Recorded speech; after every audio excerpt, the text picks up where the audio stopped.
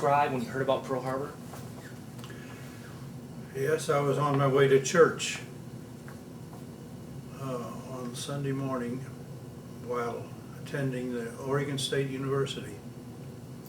And the news spread quickly around the campus.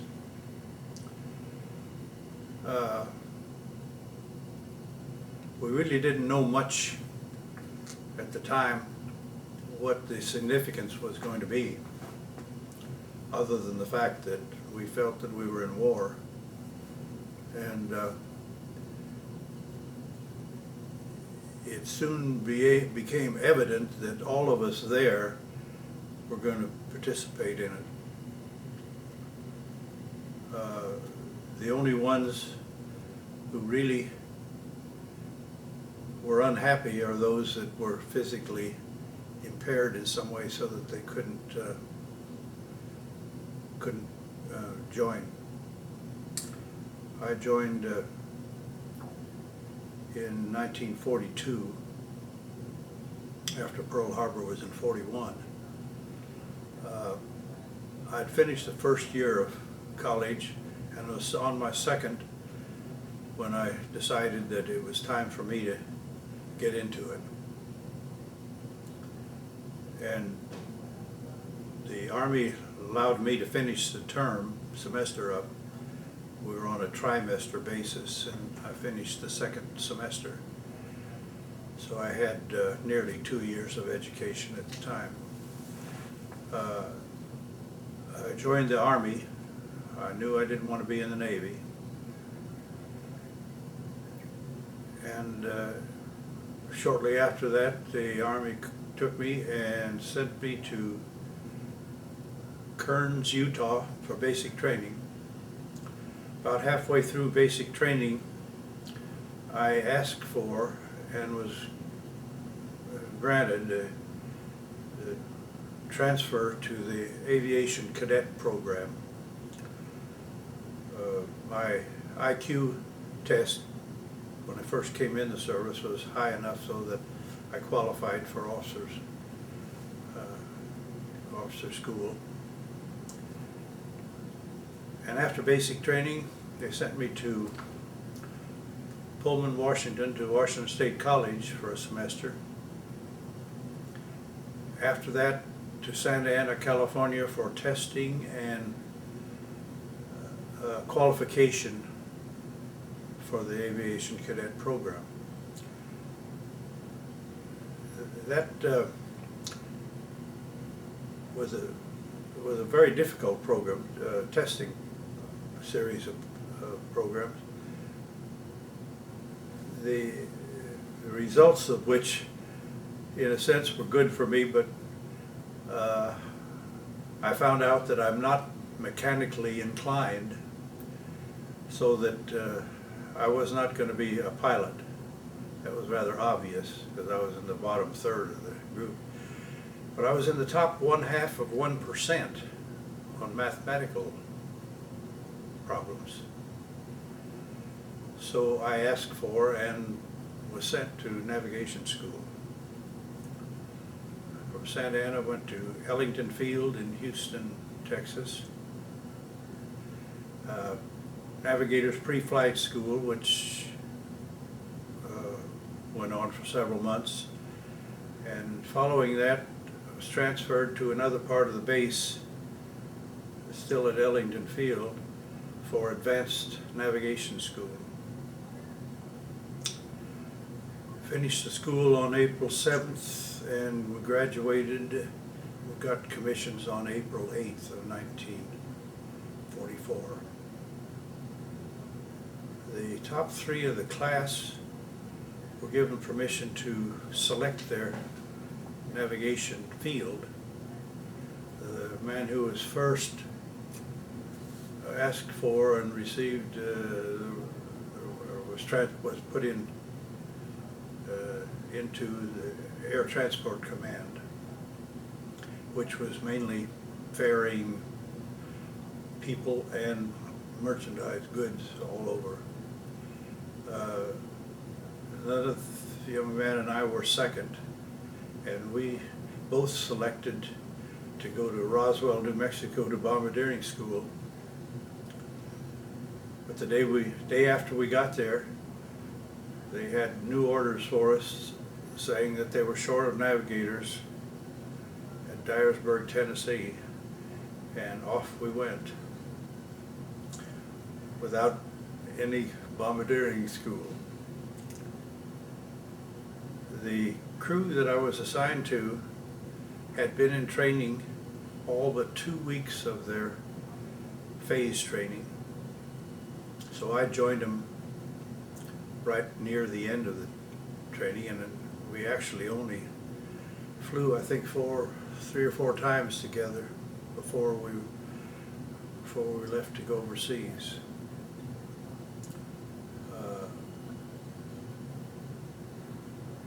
What was your first impression of your new crew members?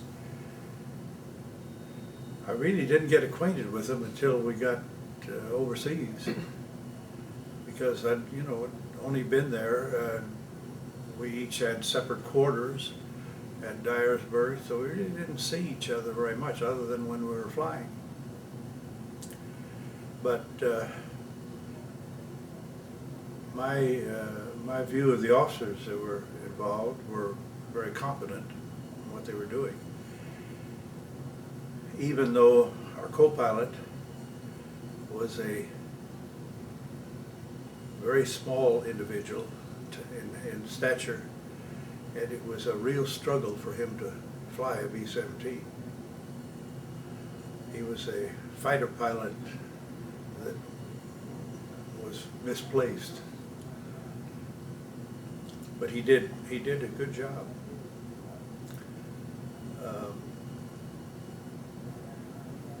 Could you explain some of the training that was specific to being a navigator? What sort of things that you were trained to do in the States? Well, the first flight that I flew with them was a night celestial flight, which meant that I had to navigate by the stars and an octant. It went well. I came within reasonable distance of getting to the right place and back. The second flight, we were just on our own, and the pilot told me just to enjoy myself, that he would keep track of where we were by radio, and that I didn't have to do anything that evening.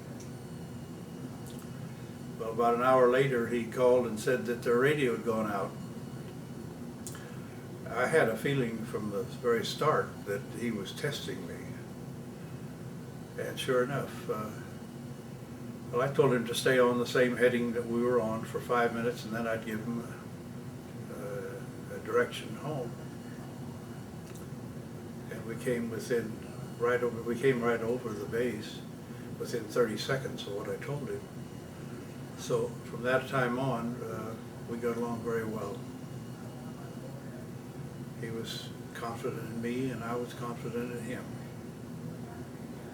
In fact, we were all life friends until he died about 5 years ago of cancer. What was your first impression of the B-17 when you were finally assigned to B-17, your first ride in one? What did that feel like? Unusual. It made a lot of noise, but after a while you get a feeling of comfort with it, and it turned out to be that way, because we had many a time that we lost one or even more than one engine, and we lost all sorts of parts of the plane, including the nose, in combat, and it always got us back. And that was the real gift of that plane, was the ability to to withstand more stress than you can imagine and still get us back where we came from.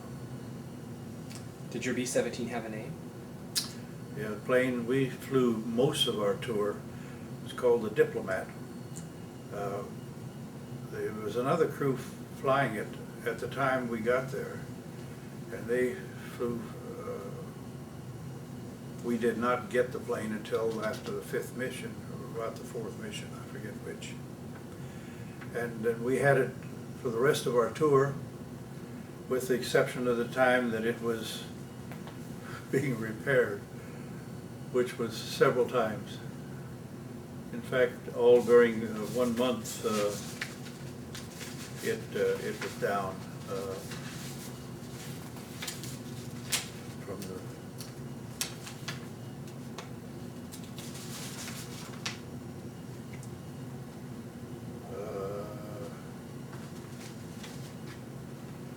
And for the record, that's the flight log of all the missions that you flew, correct? Yes. Well, it's not a log, it's just the notes. The notes that my pilot did. After each mission, he wrote down something of what he thought had transpired between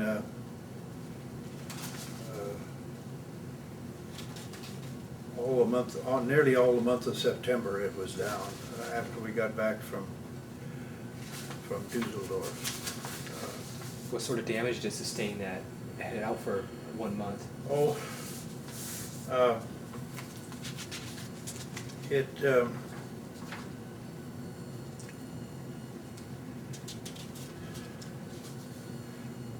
we lost an engine on the bomb run. Couldn't keep up with formation. The bomb doors were hit and they wouldn't open. We had to manually crank them open. And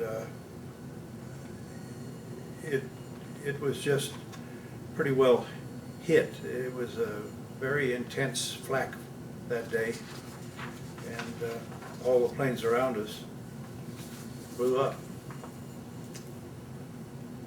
You mentioned earlier that the name of your plane is a Diplomat, and you inherited it from someone else. Do you recall why they named it that? No, it was already named when we got it, so I don't know. And it stayed that way. After we finished our tour, it flew again with another group, and it was finally shot down in crash landed in France in somewhere around the end of February of 1945. Okay. After your training stateside, what unit were you assigned to, i.e. bomb group, squadron?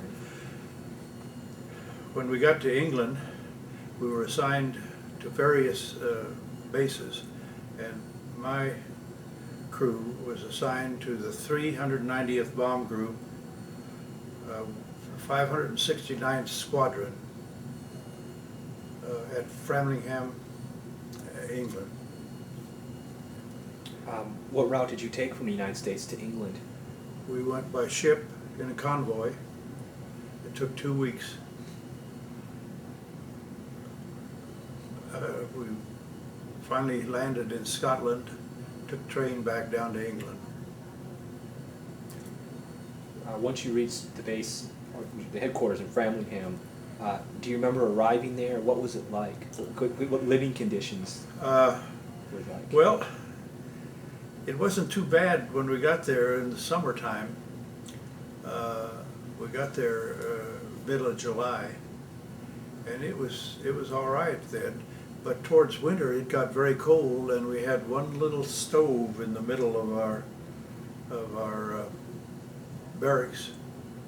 It was a Quonset hut, and it had accommodations for 10 people, 10 officers, with only one little stove, and we'd get 2 buckets of coal a week.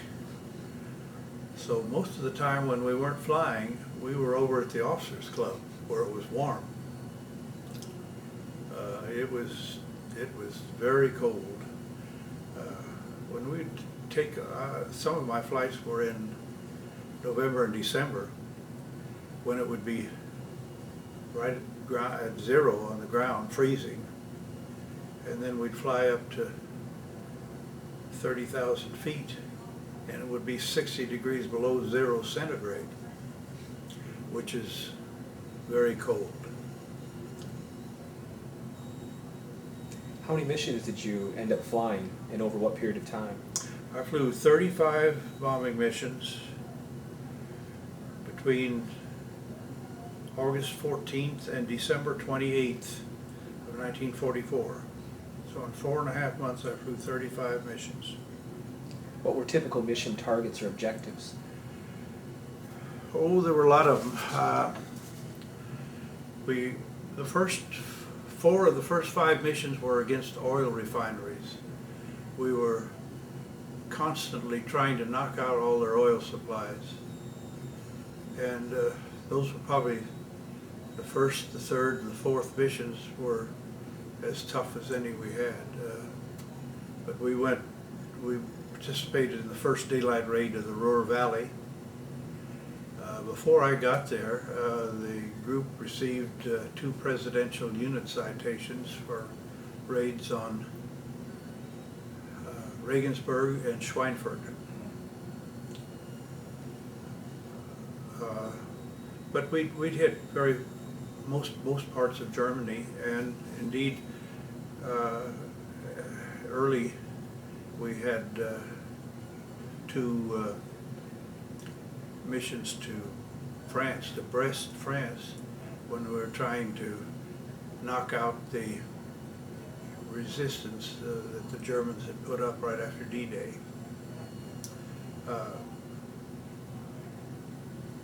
Did you participate in any other well-known or well-publicized raids? Yes, our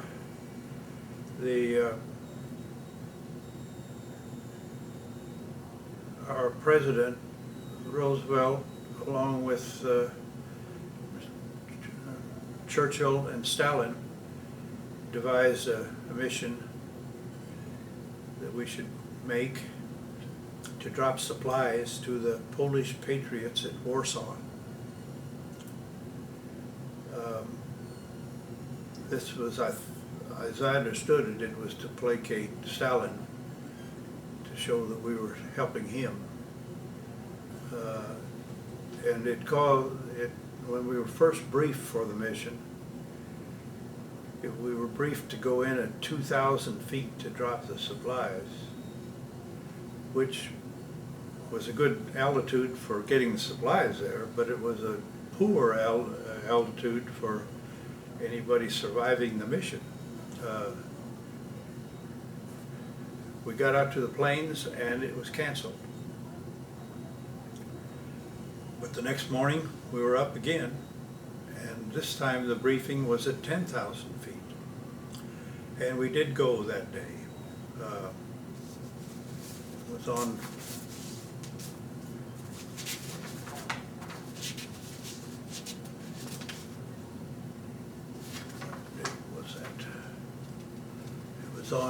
September 18th of 1944. It was an 11-hour flight we had to make. We went in at 10,000 feet to drop the supplies, and that was the only mission that I flew on where the German fighters came up in the middle of their own anti-aircraft to attack us.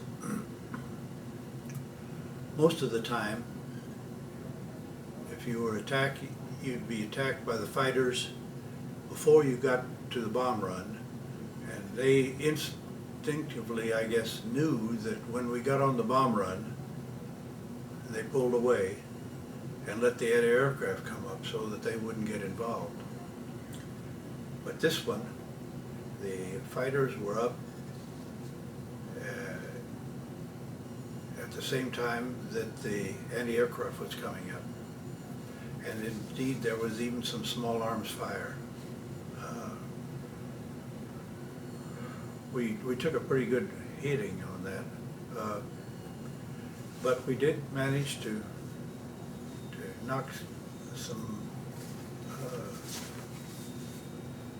fighters out.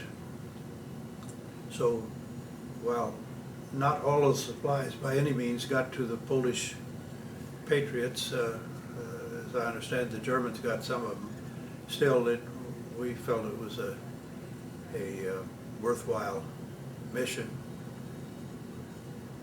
And also during that time, I don't think Stalin had told his own armed forces that we were coming, because the anti-aircraft continued long past the German lines. We were in the Russian lines, and they were still shooting at us. And actually, we were under fire for 12 minutes during that time. We went on into Russia and landed at a place called Poltava. One thing that I noticed immediately as we were circling Poltava to land was that there were no roofs in any of the town, nothing. And yet there were people living there. We spent the night in tents with a cot and 2 blankets. And they told us, don't poke your head out of the tent, because the Russians were shy of anything that moved in the dark. So we didn't. But that's the coldest night I think I've ever spent in my life. And it was in September. Do you remember your first combat mission? Yeah, I sure do. That's probably the biggest shock that anybody can get the first time they get into combat.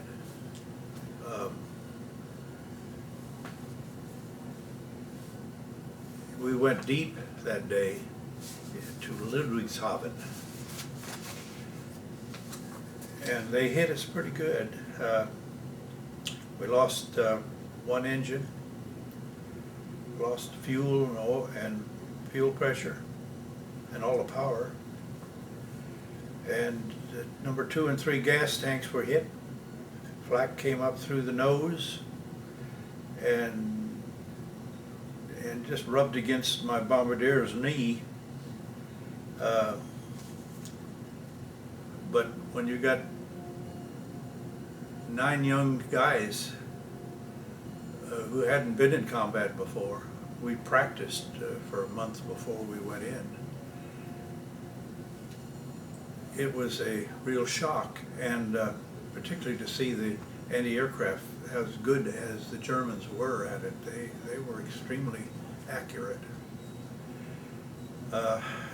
It caused, I hate to use the expression, but, well, I'll tell you this, that when we returned, we always had to go in to get debriefed about the mission as to what happened, what we saw,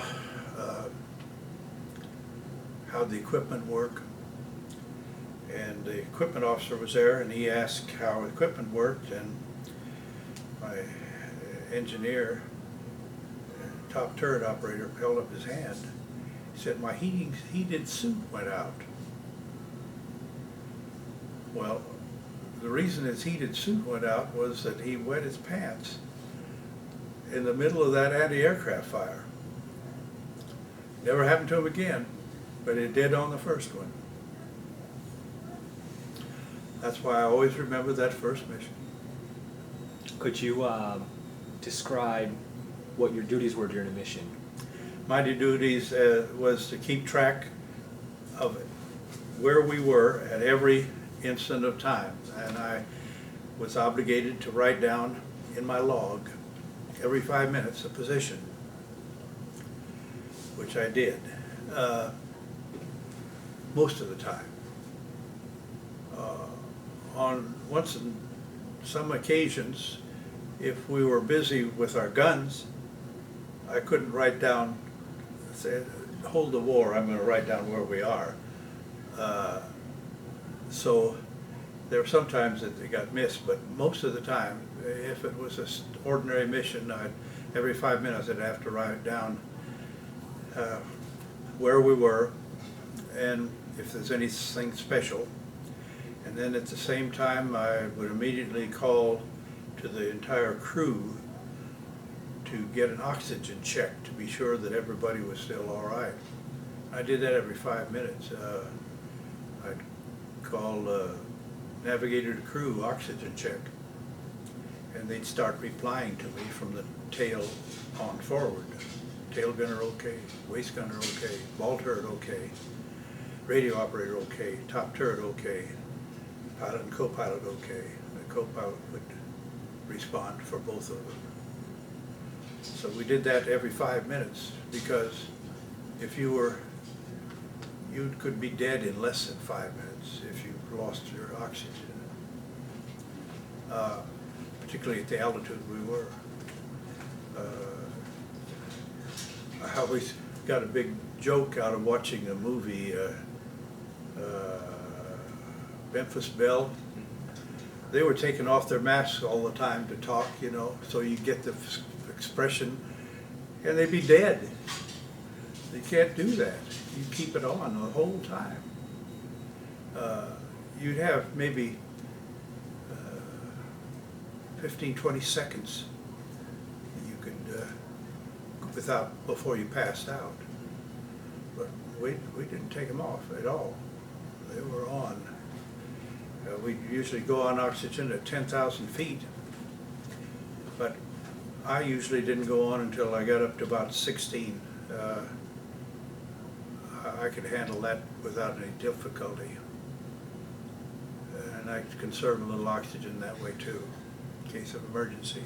And we each had an emergency oxygen bottle that was sitting right beside us, right by my parachute.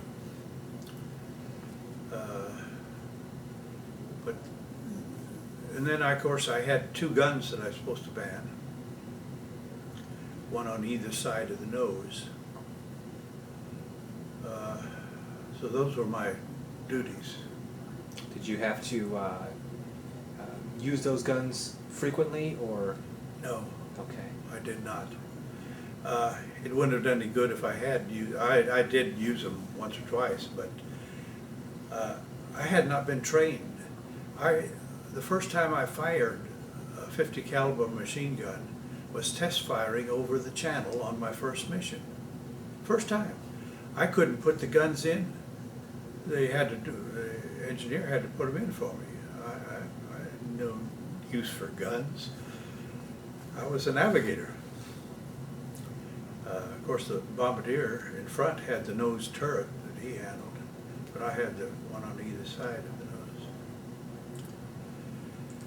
Could you discuss what sort of problems you would encounter during a mission that made your job more difficult?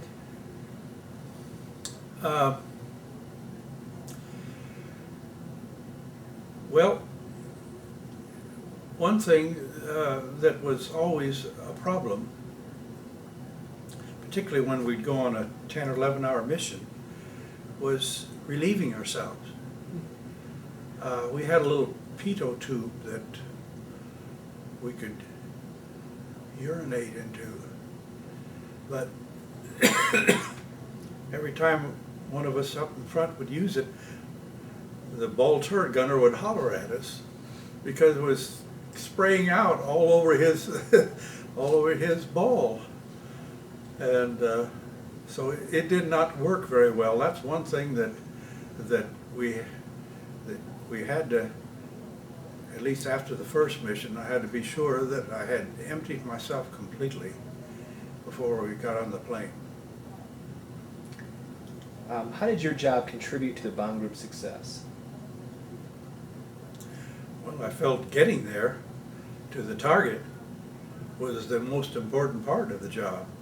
It took everybody. It wasn't any one individual on the crew that had the biggest contribution to make.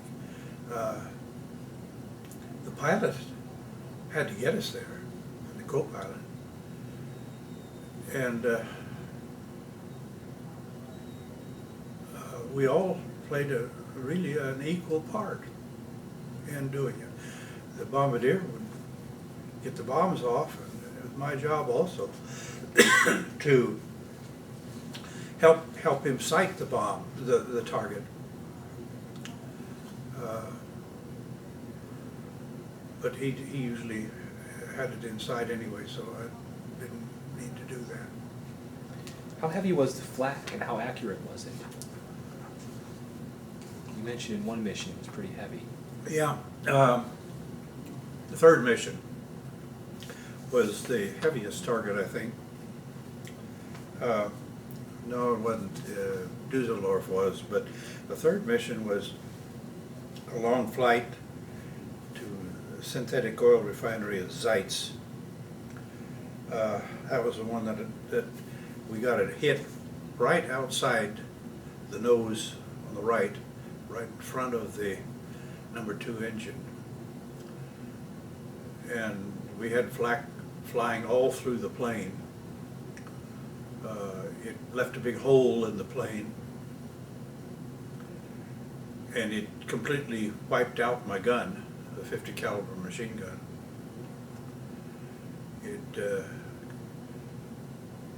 But when it's floating through the cabin, there's nothing you can do but just hope that it doesn't hit you. A piece of it went through my parachute, and I was right next to the parachute, so it missed me by maybe a foot. And my pilot noted that on his comments on that mission,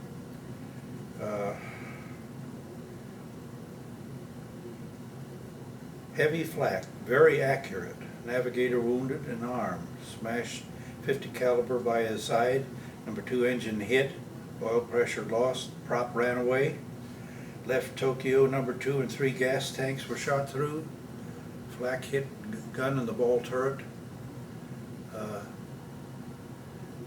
Did you receive any injuries on this? Or any casualties in your flight crew? No, Really? no, we were very lucky, very extremely lucky. The large flak hole in the elevator trim tab, we saw flak come out of the astrodome, that was where I was, and fuselage just in front of his face when he saw it right at this. Came home alone with a P-47 escort. Did you fly unescorted, or did you always have escorts? We had escorts. When it was 47s, they wouldn't be able to go all the way to the target with us. They'd go part way and then they'd go back home and refuel and come back and pick us up coming out. But the Germans would always wait until they left, and then they'd come and hit us. Were you more afraid of the flak or the fighters? Flak. You can see the fighters, and you can fuss at them and holler at them and cuss them, but you can't do that to the flak. It's just coming up, and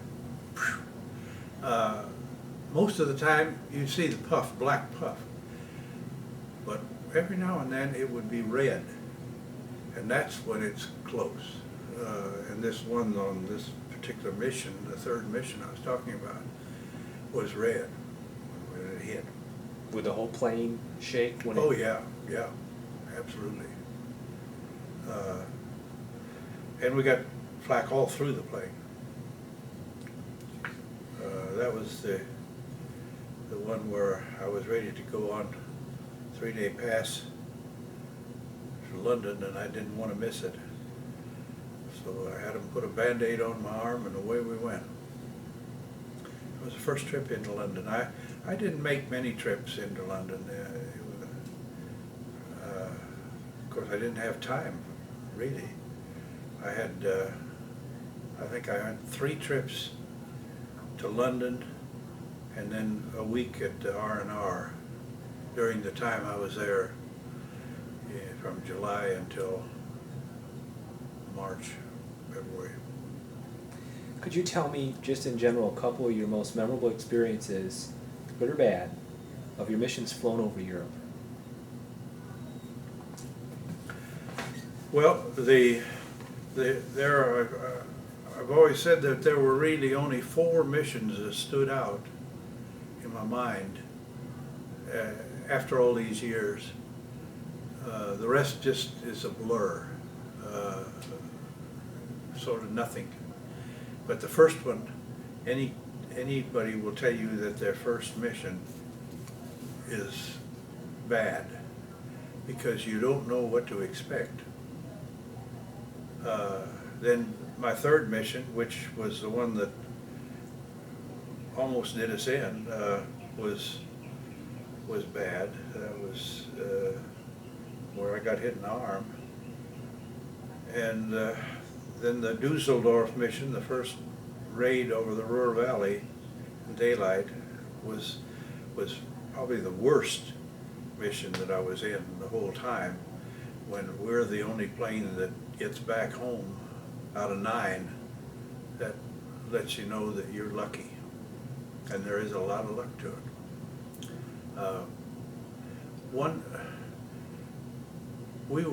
We flew with 2 other groups, the 95th Bomb Group and the 100th Bomb Group.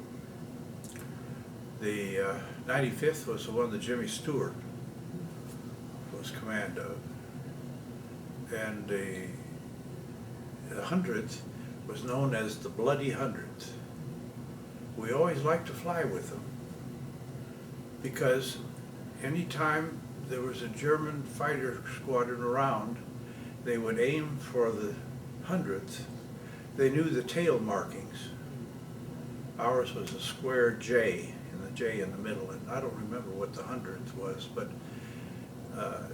the fighters would always hit at the 100th. And I don't know the reason. There was a story going around, I don't know how true, that early in the war, one of the planes of the 100th was hit badly, and they put down their wheels as though they were giving up. Now that's the sign in as a bomber, if you're giving up, quitting, then you put down the wheels, and they will guide you in and take you prisoner. Well, the story was that they had put down their wheels, and a German fighter came up alongside to take him down, and they shot him down after putting their wheels down. Now I don't know that to be a fact. That's just what the story was that was going around when we were there. And as a result, they were hit, and that's where they got their nickname, the Bloody 100th. They were hit just regularly, badly. And so we never did mind flying as 3 groups to a wing with one of their groups, because we figured that they would get to the 100th and not us.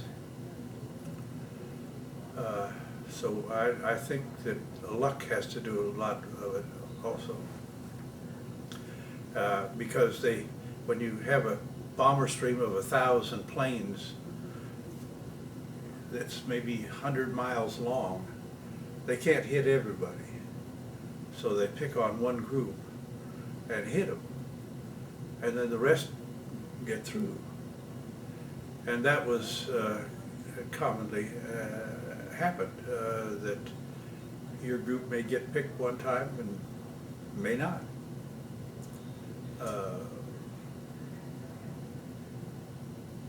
Did you have any experiences with the ME-262? The jet I plane? didn't. We saw them on one late mission, but they were just single planes and not in any formation, and they were extremely fast when compared with our P-51s and P-47s. But later on, one of the missions, we lost a whole squadron. It wasn't my squadron, it was another squadron that 262's attacked, made one pass through the squadron and completely knocked it out. One pass. And that happened in, as I recall, it was January of 1945.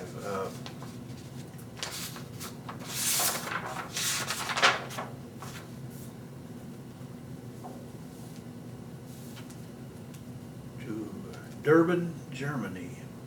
They were hitting an underground oil storage and lost 9 planes, the whole squadron. I made one pass through it. I had a good friend on that, flying his last mission, Johnny Hankey, who was on that mission and got shot down. Do you remember your last mission? Yeah, I didn't fly my last one with the crew. During the tour, I developed a bad cold, and the flight surgeon wouldn't let me fly because I couldn't breathe properly through the oxygen mask. So I missed 2 missions with them. I made up one during the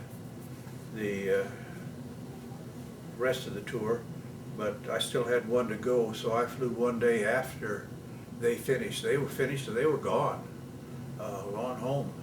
And here I was still flying a mission. But it was with a good crew, and it was easy, so it wasn't bad. Okay. What was your impression of the German pilots and their skills and their equipment? Didn't see very many of them. I saw some over Warsaw, and they were good, but we knocked a bunch of them down that day. 8 we knocked down. We lost a plane, but we knocked 8 down. Did your bomb group have much success in downing enemy planes? Oh yeah, we held the record. 62 planes we shot down on one mission at the cost of 8 bombers. Did you encounter any friendly fire incidents? Any what? Any friendly fire incidents? No. We were, the only time that could have happened, I guess, at least from machine gun fire, would have been during test fire. But we were always very cautious about where we shot on test firing over the channel. That was that happened every mission. You test fire your guns over the channel on the way to the target. But there were a couple of occasions when one bomber would drop a bomb and it'd go through the plane below it. That didn't happen in our case at all. We did have one instance when we were in line to take off on the mission, and the plane ahead of us crashed on takeoff, and the tower didn't tell us that they had, so we took off right through the smoke and the fire and the bombs. And most of our crew never did accept the excuse that the tower gave through us, because that was inexcusable to make us take off during that when the ship ahead of us crashed. Was there something special you did or carried for good luck? That I carried for good luck? Yeah. Is there anything you did or something you carried? Yes. Can you hold it a second? Yeah. Let me fade out and pause real quick. Yeah, the thing that I always carried was a piece of my parachute that was hit by a piece of anti-aircraft fire flak on my 3rd mission. And when I brought it back, I asked them for a piece of it, which they gave me, and I carried it with me on all my missions. It's incredible. And it's Still have it today, Okay. 60 years later. Goodness. Were you awarded any medals or citations? I received Air Medal with 4 oak leaf clusters, which is the same as saying 5 Air Medals. I received the European Theater Award with 4 stars, which represented the 4 parts of the battle for Europe that I participated in. And then in 1994, I was awarded the Polish Medal for the Warsaw Uprising, which was awarded to me by the Polish government. Is that medal here at the table still? Is there underneath there? I don't know where it is. Okay, we'll get pictures of that. It's up there. Oh, it's up there. I just want to get this documented on film very quickly. And this is the medal that you received in 1994 Yes. from the Poles. And of course, this is the Air Medal with 4 oak leaf clusters. awesome. And I'd like to talk a little bit about downtime when you weren't getting shot at by Germans. Could you describe some of the things you did during your free time between missions? Mostly I slept and ate. When we'd fly, I have to tell you the length of time that is used up for a mission. They would come in generally about 2 in the morning, wake us to fly, and they'd be breakfast. You'd have to get up and shave.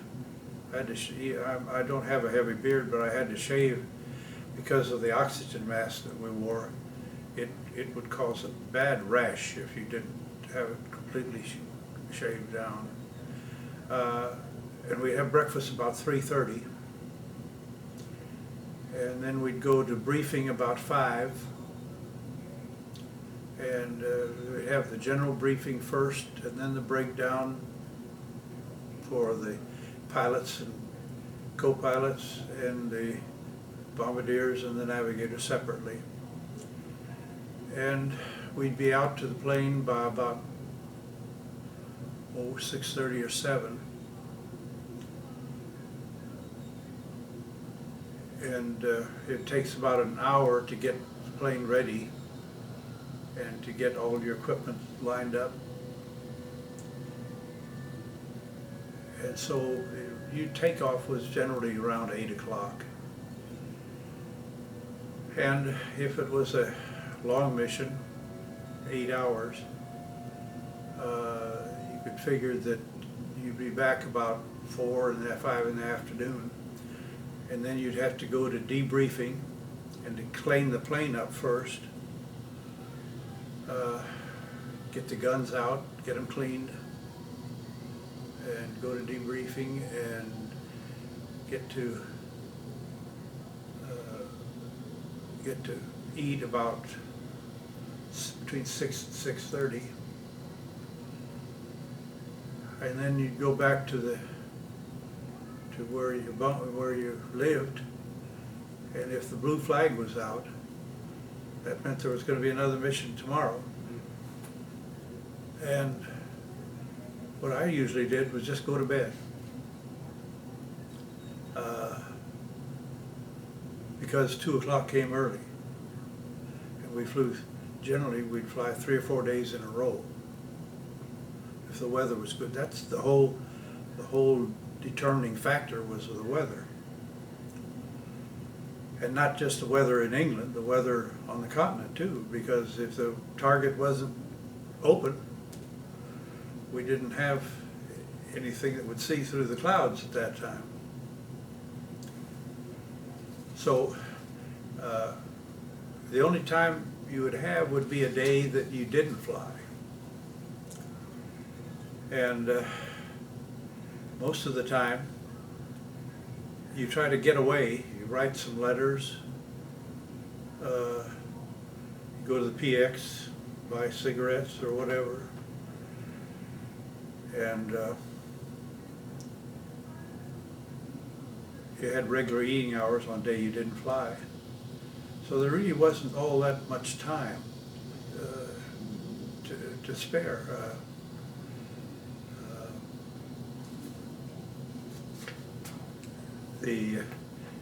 We sometimes, several occasions, J.D. Davis and I, he's the pilot, would go to the firing range and shoot our 45s just to practice. We both had qualified, and we'd get a bike and ride over to one of the little towns close by. Parham was close, and Framlingham. But we didn't do much of that because it was too tiring. The days after we flew, and then we'd have to start all over again. And I hadn't stopped to figure out how many times a month, 4 months would be 120 days, and half month 50, so 135 days. I flew 35 missions, so that was didn't leave many. Plus the fact that we got a week off to go to R&R, which was at Bournemouth, England. But Bournemouth in October, when it rained all the time, was really no fun either.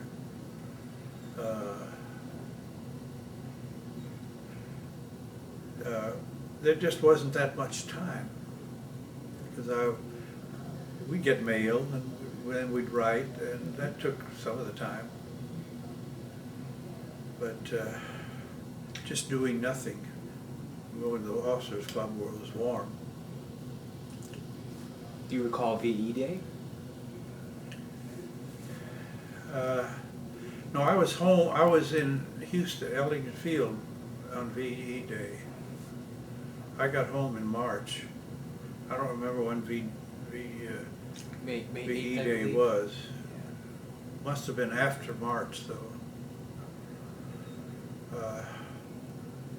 Yeah, I'm sure it was in May or June. So you were discharged before?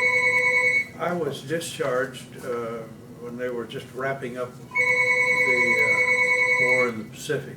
Okay.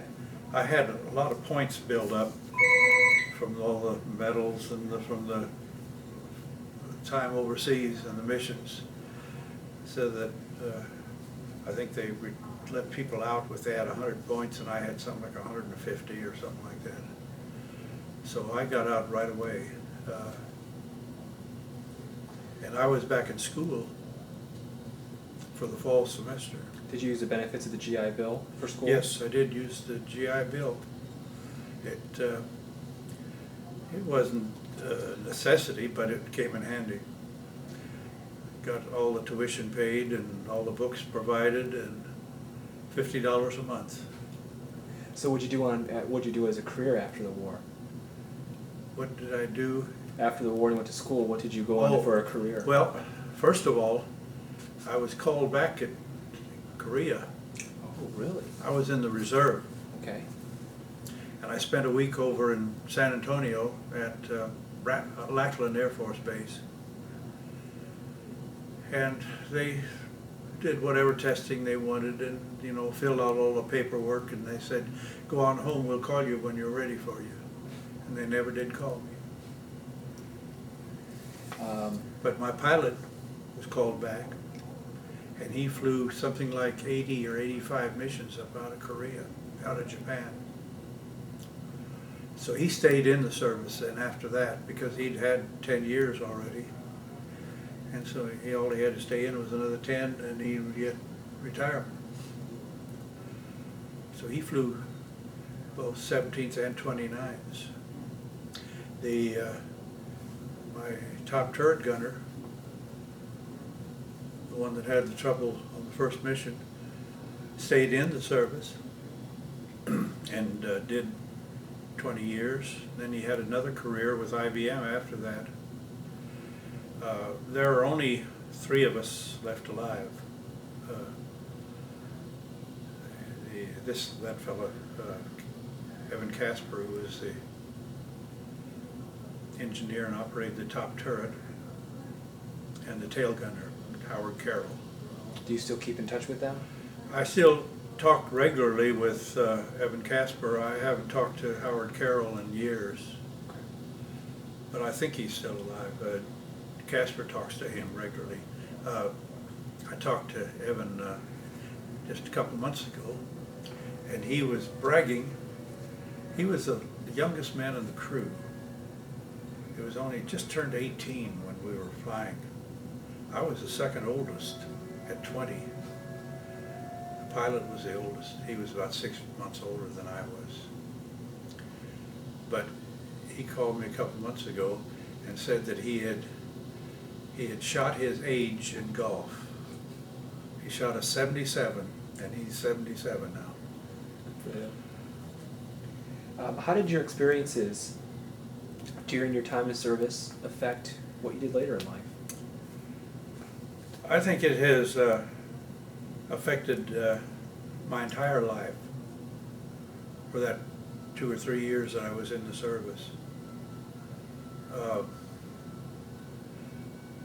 I know that had it not been for the war, I would not have come down to Houston, Ellington Field, where I met my wife. How did you meet your wife? I met her at a dance on Halloween,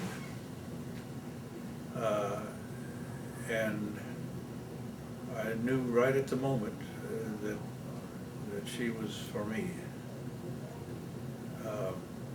I spent every weekend after that until I got my commission and left to go to war. But we didn't get married, and I didn't want to push that on to her. We didn't get married until I got back. I heard that. Well, it's true. We got back here in March, and we were married on the 5th of May. You've been married how many years now? 58 years. What other ways do you feel your experience in the military affected your life? Did it affect your career? And I think it gave me the discipline that I needed in both accounting and law.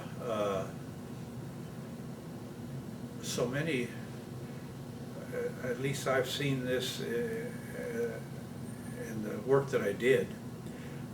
I've seen the young people coming out just don't seem to have the strength and discipline that they need in their profession. I spent the last roughly 15 years in charge of the tax department at that time it was Ernst & Ernst. But we got a bunch of young new people every year, and it would be a struggle to get them to understand that they weren't God's gift to the accounting profession, that they had to learn and they had to apply themselves. And I think if there's one thing that got me to where I could do that with them was my training in the military. is there anything you'd like to add that has not been covered in this interview? No, I except to say that if I had my life to do over again, I would do it exactly the way I have done it. I would make no changes. Well, I can't speak for Bill, but I want to thank you for allowing us to interview you. It's an honor to interview you. Well, And I mean this sincerely. The benefits you and your generation have bestowed upon us should never be taken for granted. You know, we were just doing what had to be done. It wasn't, but back at that time, we considered it to be an honor to be called on by the country. I volunteered. I wasn't drafted. Well, a lot of people were drafted, but I wasn't. I volunteered. And I don't get that feeling now in the current generations. I think they were very unique times, and I know certain historians and newscasters have labeled your generation the greatest generation. I have to concur. Well, I don't go along with that. Each generation has its own good parts. Our bad parts were that we were still in a depression, and of course I was alive during the stock market crash of 1930, 29. I was just a young kid, 5, I guess, 6. But I had a savings account that had, you know, people give me quarters or $1 every now and then, and I put it into a savings account, and I lost that savings account. The banks closed. I went broke. Was your family affected by the Great Depression also? Not really. My father was in a wholesale business, wholesale tobacco, candy, and beer after. We have a reunion every year, the 390th.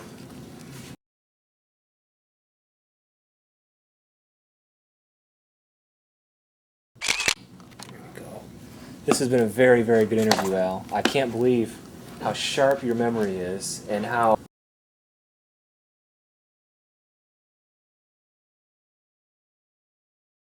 You want to debate about that? No. But, well, a little bit, but not much.